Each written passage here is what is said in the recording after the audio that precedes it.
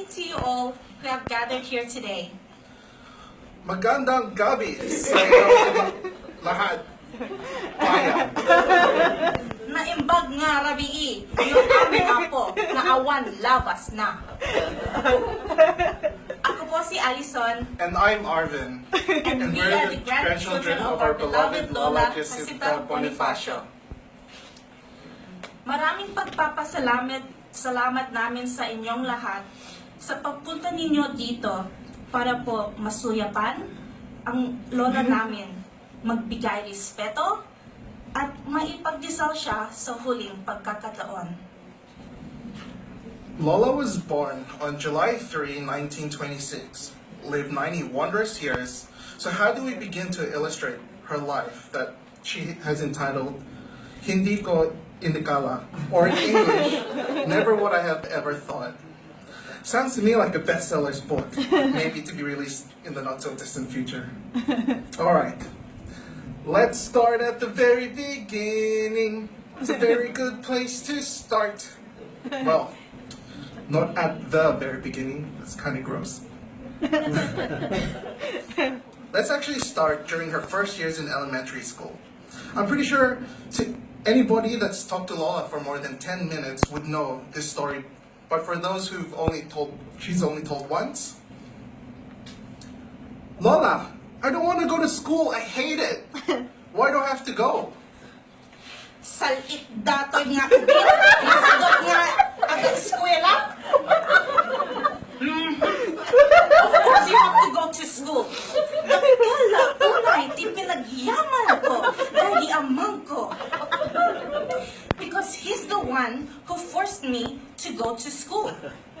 Because education for him was very important. All my friends, when they wake up in the morning, they will go under the house, on the ground, to play sungka. And so I envied them not going to school and playing the whole day. And that's the time my father will pick me up to go to school. And if I didn't want to go to school, he will get a stick. I tried to run and hide, but he will not allow that. He will accompany me with the stick to school every day. When I realized there was nothing I could do, I started going to school. And who would ever thought that I could become valedictorian too and be exempted from all my history classes. Then I graduated from college as a guro. Kaya Arvin, you have to go to school or I will follow you. It was through her experience as a child that she soon began to realize the importance and the value of education. It was for her, education meant self-respect, confidence, and endless opportunities to pursuing whatever she wanted in life. Education for her was leaving poverty, meeting her one and only love, and seeing all her 8 children transcending a life better than what she could ever imagine. Lola and Lola were blessed with 8 wonderful children na lahat mababait, masanurin, matalino, at syempre, magaganda at magagwapo. Let's see how good of a grandson I am. Okay, so we have Tito Willie, who's the eldest. Followed by Mama Belle, Tito Dado, Tito Edgar, Tito Rene, Tita, Mami, and Tito Jojo, the youngest. How crazy life would have been in Santa Maria West, San Nicolas, Pangasinan. And so Lola made it a point to ensure that when the day comes that all her children too would have access to education, even if it meant sharing one whole egg amongst the family by slicing it up into as many slivers as possible. Lola and Lola's shared determination and unwavering faith in Christ led to their lifetime wishes of dreams coming true. A simple dream that started from the humble beginnings like the smallest of all seeds, the mustard seed. Through diligent sowing and nurturing, it grew into a tree that sprouted branches that reached the ends of the earth. A foundation of roots so strong that no matter what disasters may try to bring it down, the many generations of birds that call it home will always remain safe. Lola may have been blunt at times, spoke of words that hit you in a way you weren't quite ready for. But in my perspective, it could have been due to her past hardships in life, which then shaped her way to see things in not such a positive light. But deep down inside, behind that towering wall that seemed so emotionless, was a woman filled with love and compassion for the people that she loved and for the wider community around her. Even though, growing up, I never heard Lola say the words, "I love you" to me, or ever felt the warmth of her embrace, I always knew that she truly loved and cared for me every time she would say, "Kumain na ba kayo? Have you had your merienda? Go and eat your merienda." Every time we would visit her. As early as I can remember, every morning when we used to live in our old house at Dean Park, when I didn't go to school yet, I would always remember Lolo being outside the garden and tending it, whilst Lola would be in the kitchen busy cooking up a warm, delicious, home-cooked meal. One of my old-time favorites and very first meal that I can recall of her cooking for us is her adobong chicken feet. I remember being fascinated watching her crouch down on a wooden stool over this old green palangana filled to the brim with chicken feet that looked like a dinosaur's foot, and thinking, "What the heck is that, Lola?" To shake off that image of roadkill, I go back to the sala, turn on the TV, and start singing and dancing along to High Five. So many animals, set them free. Unknowingly, in half an hour's time, I would be eating that roadkill and actually being quite pleasantly surprised at how delicious it was. That may be one of the main reasons as to why I keep on insisting my mom to keep this old green cracked palangana, even though I've cut myself with it multiple times, is because to me it symbolizes Lola's love for us through food. And it has taught me a life lesson that I have carried with me ever since.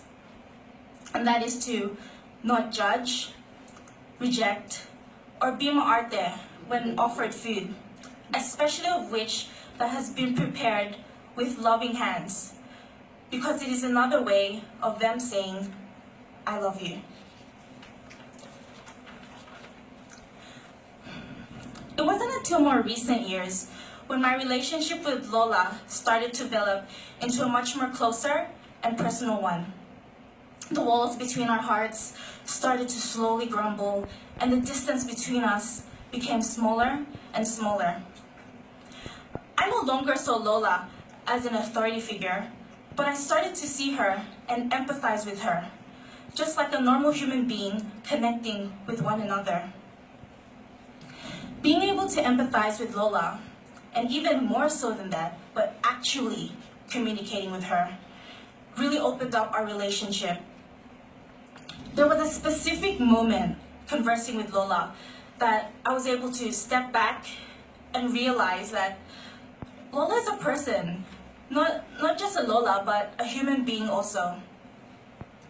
Though it was hard for me at the time, back then, to realize this, because when I was younger, I felt like she never truly understood me.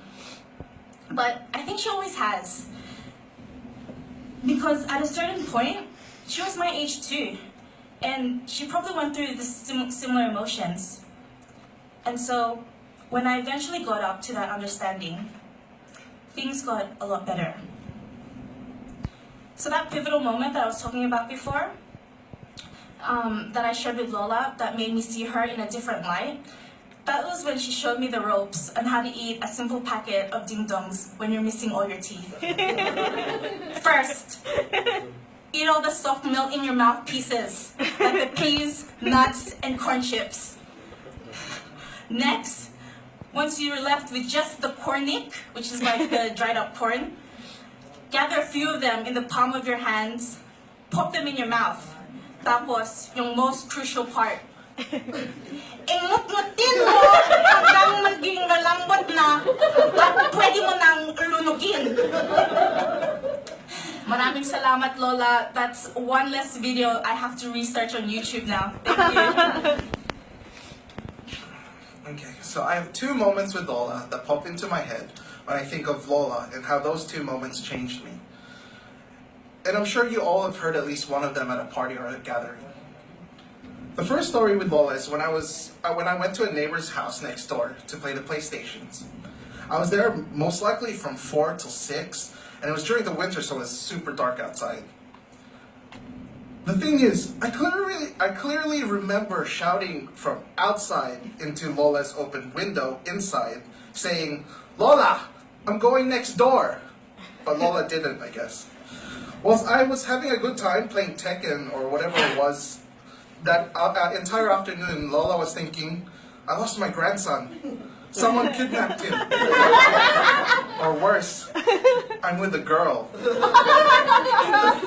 I ended up going home because it was 6. Dinner, duh.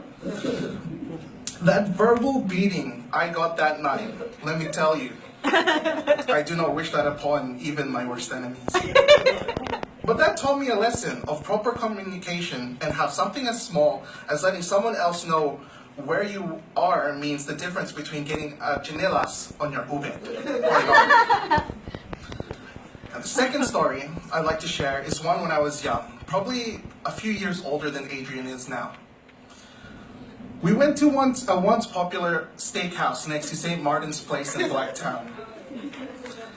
I can still remember walking through the glass doors next to Lola, hearing those loud conversations of customers, clanging of cutlery, and smelling irresistible aromas of foods I had yet to experience. As the waiter ushered us to the table, I could remember stepping on to scattered peanut shells all over the floor, then being set next to Lola. The adults ordered, and we waited. I can't really remember what happened next, but I do remember sharing with Lola a large portion of pork ribs. That half rack of ribs, to me back then, was probably the most amount of meat I've ever seen. I couldn't even imagine how a person could eat that alone.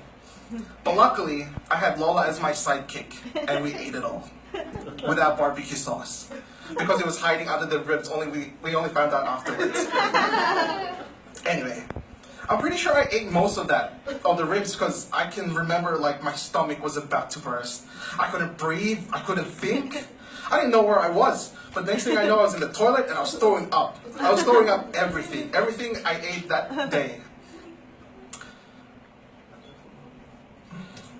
It was probably the worst experience of my young life that far. But I remember Lola being there, laughing, crying, hugging me, and rubbing my tummy. Knowing Lola was there, I knew I could go through that night to live another day, to eat more. And finally, not only did she leave me with lessons of communication and self-control, she also left all of us with the Bonifacio nose and her amazing ability to sing, which in my opinion, the most prevalent in the room is Tita, Mommy, and Mama Bell, and myself. So like the scriptures say, everyone shall sit under their own vine and fig tree, and no one shall make them afraid.